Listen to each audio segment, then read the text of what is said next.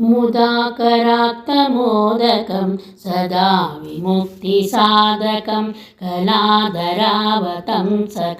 विलासिलोकरक्षकं मुदाकराक्तमोदकं सदा विमुक्तिसाधकं कलाधरावतंसकं विलासिलोकरक्षकम् अनायकैकनायकं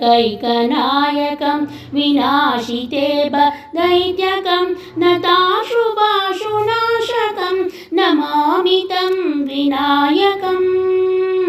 अनायकैकनायकं विनाशिते दैत्यकं नताशुभाशुनाशकं नमामि तं विनायकम् नमामि तं विनायकम्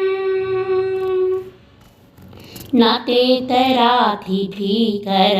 न होदितार्कभास्वरं नमस्सुरारिनिर्जरं न तादिकापदुर्धरं न तेतराधिभीकरं न होदितार्कभास्वरं नमस्सुरारिनिर्जरं न तादिकापदुर्धरं सुरेश्वरं निधीश्वरं गणेश्वरं महेश्वरं तमाश्रये परात्परं निरन्तरम्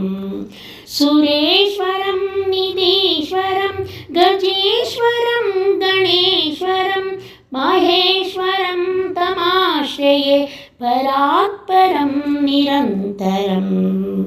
परात्परं निरन्तरम् समस्तलोकशङ्करं निरस्तदैत्यकुञ्जरं धरेतरोदरं वरं वरे भवक्रमक्षरं समस्तलोकशङ्करं निरस्तदैत्यकुञ्जरं धरेतरोदरं वरं वरे भवक्रमक्षरं कृपाकरं क्षमाकरं मुदाकरं यशस्करं मनस्करं नमस्कृतां नमस्करोमि भास्वरम् कृपाकरं क्षमाकरं मुदाकरं यशस्करं मनस्करं नमस्कृतां नमस्करोमि भास्वरम् नमस्करोमि भास्वरम् अकिञ्चनार्तिमार्जनं चिरन्तनोक्तिभाजनं पुरारिपूर्वनन्दनं सुरारिगर्वचर्वणम् अकिञ्चनार्तिमार्जनं चिरन्तनोक्तिभाजनं पुरारिपूर्वनन्दनं सुरारिगर्वचर्वणं प्रपञ्चनाशभीषणं धनञ्जयादिभूषणं कपोलदानवारणं भजे पुराणवारणं भजे पुराणवारणम्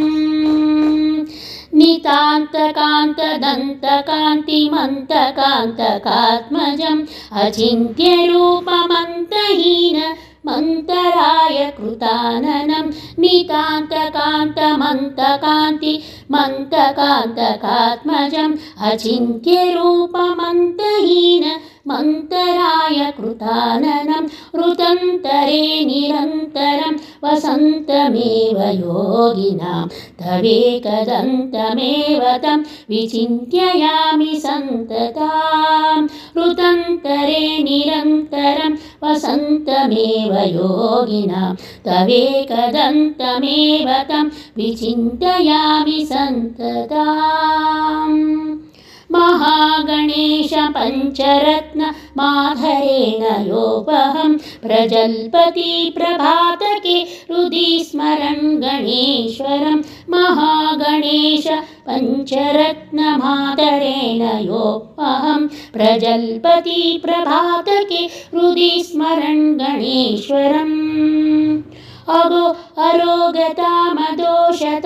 सुसाहिति सुपुत्रतां समाहितायुरष्टभूतिमभ्यपैति सोचिरात् अरोगतामदोषतां सुसाहितीं सुपुत्रतां सहायिता सयुष्टभूतिमभ्यपैति सोचिरात् इति पञ्चरत्नगणेशस्तोत्र सम्पूर्णम्।